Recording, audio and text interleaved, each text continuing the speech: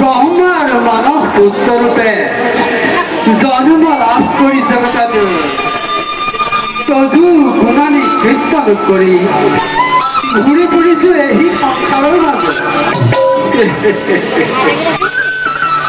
ভাবিলে আচৰিত লাগে, কল্পনা কৰি কৰি বিচলিত হওঁ তোমাক সেই মানৱীৰ জন্মলভী অন্ধকাৰ কাৰাগাৰতো শূন্য কৰিছিলা তুমি মাতৃৰ হৃদয়। শৈশৱৰে পৰা নানা লীলা কৰি জগতত টান কৰ্তা ৰূপে হোলা পৰিচিত।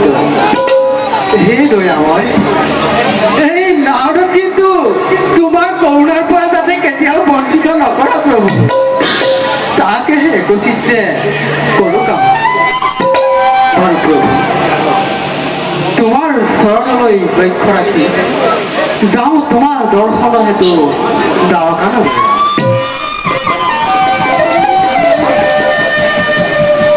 কিছু